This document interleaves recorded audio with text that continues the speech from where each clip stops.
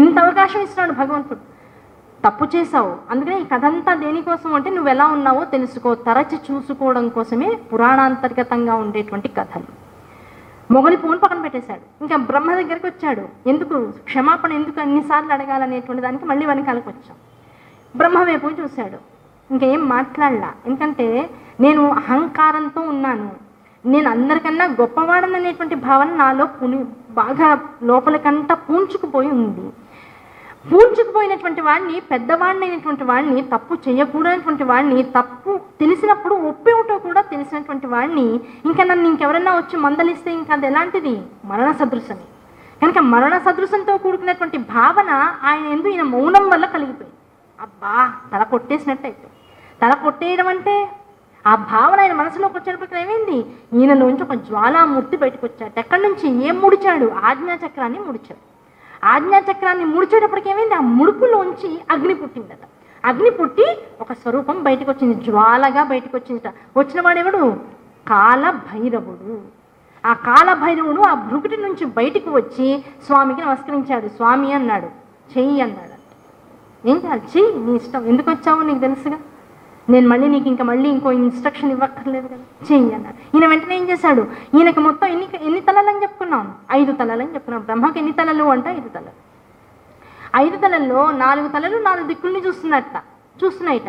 5వ ముఖం ఏం చేస్తుంది? ఊర్ధ్వముఖంగా చూస్తుంది, అంటే ఆకాశం వైపుకు ఉంది ఆ ముఖం. వెంటనే ఈయన ఏం చేశాడు? కాలభైరవుడు ఆకాశతత్వం వైపుకు చూస్తున్నటువంటి ముఖం ఏదైతే ఉందో దాన్ని గిల్లి అవతల పడేశాడు. గిల్లి అవతల పడేటప్పటికి ఏమైపోయింది? అహంకారం కాస్త 1000 వక్కలుగా మారిపోయి నేల రాలిపోయింది. ఎప్పుడైతే అహంకారం అనేటువంటి శిరస్సు ఛేదించబడిందో వెంటనే ఏమైంది? అప్పటిదాకా తాను చేసినటువంటి తప్పు అహంకారం అనేటువంటి త్రుంచబడడంతో పాదాక్రాంతం అయిపోయింది. వెంటనే బ్రహ్మదేవుడు ఆ ఎదురుకుండా ఉన్నటువంటి ఆ జ్వాలామూర్తి పాదాల దగ్గర పడిపోయాడు. పడిపోయి, స్వామి నాకు అహంకారం వచ్చింది, కారణం ఏంటో తెలుసా? దానికి నువ్వే కారణం. నీకు పంచముఖ స్వరూపముడు అని పేరు కదా, ఆ పంచముఖ స్వరూపుడైనటువంటి వాడివి నువ్వు ఒక్కడివే ఉండాలి. కానీ నువ్వేం చేశావు?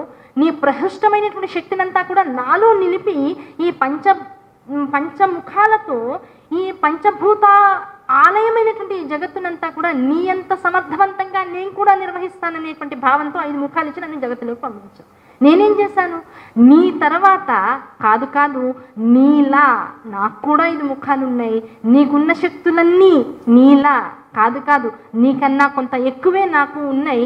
నువ్వెంత తపస్సు చేసావో తెలియదు, నీకన్నా ఎక్కువ తపస్సు నేనే చేశాననేటువంటి అహంకారంలోకి వచ్చి నువ్వు ఇచ్చినటువంటి శక్తులన్నింటినీ కూడా అపాత్రంగా, అంటే దాన్ని ఎలా వినియోగించుకోవాలో అలా వినియోగించుకోకుండా వాటిని తప్పు భావనతో నేను కల్మషం చేసేటప్పటికి ఏమైపోయింది? కల్మషంగా ఉన్నటువంటి వాటిని ఏం చేయాలి? తొలగించేసావు. ఇప్పుడు ఏమైంది? 4 తలలతో నీకన్నా చాలా కింద స్థాయిలో నేను నన్ను అహంకార వర్జితం అయిపోయిన తర్వాత ఇంకా ఉన్నదంతా శ్రద్ధయే. నన్ను క్షమించు. ఈ క్షమార్పణ ఎలాంటిది? నీ ముందు నేను చాలా కించపడుతున్నాను. ఏ అహంకారం అయితే ఇన్నాళ్ళు నన్ను పీడించిందో ఆ పీడించబడినటువంటి అహంకారం నుంచి నేను ఇప్పుడు బయటకు వచ్చేసాను. నన్ను అనుగ్రహించు, నన్ను ఉద్ధరించు అని కోరుకున్నాను. ఉద్ధరించు, అనుగ్రహించు అనేటువంటి పదాలు నోట్లోంచి వచ్చినప్పటికల్లా మనసు కరిగిపోయింది. ఆయన ఎలాంటి వాడు? కనపడ్డానికి జ్వాలాస్తంభం లాంటి వాడు, కానీ మనస్సు ఎలా ఉంది? ఎంత ఉగ్రమైనటువంటి అస్త్రశస్త్రాలనైనా తనలో నిబిడీకృతం చేసుకుని ఏమాత్రం చలించకుండా, అబ్బా ఇంత గొప్పదైనటువంటి జ్వాల నాలోకి వచ్చింది, శరీరం హర్ట్ అయింది, నాకు తగిలింది, బాధ ఏమన్నా ఉందా, ఇంత నేను తీసుకున్నానని గొప్పతనం ఏమన్నా ఉందా? ఏమీ లేదు. ఎంత నిశ్చల స్థితిలో ఉన్నారో అంతే నిశ్చల స్థితిలో తనలో తను రమించిపోతూ ఉన్నటువంటి జ్వాలాస్వరూపం. ఆ జ్వాలాస్వరూపం ఈ కనికరించవయ్యా, బుద్ధి మందగించింది, అహంకరించాను, ఈ అహంకారం అంతా కూడా నీ పాదాల దగ్గర ప్రాదాక్రాంతం చేసేస్తున్నాను, నన్ను అనుగ్రహించని వేణోళ్ళ ఆయన కొలిచేటప్పటికి ఏమైపోయింది? ఉన్నదంతా ఆ కోపమంతా కూడా పోయి ఆ స్థానంలో కారుణ్యం అనేటువంటిది వర్షించింది. ఆ కారుణ్యం ఎప్పుడైతే వర్షించిందో బ్రహ్మగారి మీద ఏమైపోయింది? ఈ తల పీకేసినందుకు గాను అయినటువంటి గాయం ఏదైతే ఉందో అది చల్లబడిందట. ఆ చల్లబడినంతో పాటు ఏమన్నాడు? ఇంతకుముందు ఏం చెప్పాను? విష్ణుమూర్తితో పాటు కూడుకున్నటువంటి వాడిని మన ఇద్దరిది అభేద స్థితి అయ్యా. శివాత్మకమైన వైష్ణవాత్మకమైనటువంటి శక్తులు ఏవైతే ఉన్నాయో వాటి ద్వారా ఈ జగత్తంతా కూడా విలసిల్లుతుంది. ఎక్కడ శివాలయం, ఎక్కడ విష్ణువాలయం ఉందో అక్కడ యంత్ర తంత్ర మంత్రాధికాలతో కూడుకున్నటువంటి నిత్య దాంతోపాటు పక్షము ఒకసారి చేసేటువంటి పూజలు, మాసోత్సవం మాసానికి ఒకసారి చేసేటువంటి పూజలు, సంవత్సరోత్సవ పక్షోత్సవంతో పాటుగా ఇంకోటి ఏం చేస్తారు, ఆయనోత్సవ అని చెప్తారు. అంటే 6 నెలలకు ఒకసారి చేసేటువంటి విధానాలుగా నిత్య పూజలు జరుగుతూ ఉంటాయి. నిత్య వైభవంగా పూజలన్నింటిలో కూడా రకరకాల విధానాలతో ఆ పూజల్ని ఆగమశాస్త్ర అంతర్గతంగా చదివేటువంటి విధానాలతో చేస్తూ ఉంటారు. అంత వైభవం, అంత పల్లకీలు, దాంతోపాటు అశ్వాలు, దాంతోపాటు ఏనుగులు, ఇంత విశేషంగా పక్కన ఛత్రాలు చామరాలు పట్టుకున్నటువంటి దాసులు, వీళ్ళందరితో కూడా ఈ వైభవం అంతా కూడా జగత్తులో సలుపుతూ ఉంటుంది. కానీ నీకు, ఎవరికి, బ్రహ్మగారికి ఇంత అహంకారంతో కూడుకున్నటువంటి వాడివిగా మా అంతటి స్థానము ఇంకా నీకు ఇవ్వడానికి అవకాశం లేదు, తీసేస్తున్నానే కానీ పూజనీయుడు కాదు అనేటువంటి విషయం ఇక్కడ చెప్పదు. అంటే అర్థం ఏమిటి? పూజనీయుడు కాదు అనేటువంటి అర్థం ఎందుకు చెప్పారు? ఎక్కడెక్కడ బ్రహ్మ పూజింపబడుతున్నాడు వెంటనే మనకి డౌట్ వస్తుంది. అంటే ఎక్కడ పూజింపబడట్లేదు కదండి. బ్రహ్మకి సంబంధించినటువంటి ఆలయాలు మొత్తం భారతదేశం చుట్టుపక్కల ఉన్నటువంటి 2 దేశాలతో మొత్తంలో కలుపుకొని 4 గుళ్ళు ఉన్నాయి. ఈ 4 గుళ్ళలో కూడా ఒక బ్రహ్మగారు విడిగా, అంటే బ్రహ్మ గురించినటువంటి ఆలయం, ఆ బ్రహ్మ గురించినటువంటి ఆలయంలో మరీ ప్రత్యేకంగా ఇంకొక బ్రహ్మగారు ఉన్నారు. అంటే ఒక పూజారి అనేటువంటి వాడు ఎవడు ఉన్నాడు. విగ్రహం ఉంటుంది, ఆలయం ఆచ్ఛాదనగా ఉంటుంది. ఆ విగ్రహంతో కూడుకున్నటువంటి ఆలయంలోకి కేవలం వెళ్ళడం, మూల గర్భస్థానమైనటువంటి ఆ మూల విరాట్ ఉన్నటువంటి చోటుకి వెళ్ళాల్సినటువంటి అవసరం లేకుండా మెట్టు మీద నుంచే మూర్తి వైభవాన్ని చూసి కేవలం నమస్కరించుకుని వచ్చారు.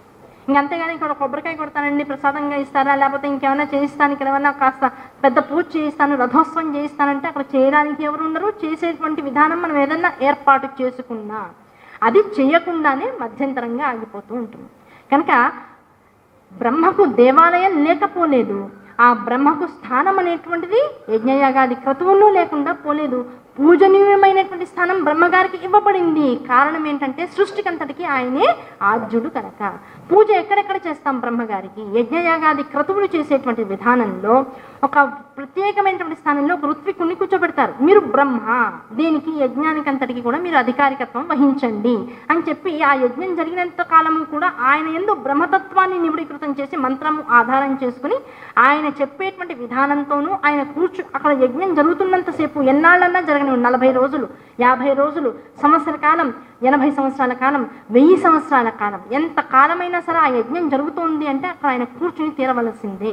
అంత స్థాయిలో యజ్ఞము యందు ఒక విశేషమైనటువంటి వృత్తిని ఆయనకి ఆపాదించి అక్కడ బ్రహ్మ అనేటువంటి స్థానంలో వారిని కూర్చోపెట్టి వారికి ప్రత్యేక పూజన చేసి వారి అనుమతితో పాటే మాత్రమే ఈ యజ్ఞం అనేటువంటిది, యాగం అనేటువంటిది చేసేటువంటి రీతి కనపడుతూ ఉంటుంది.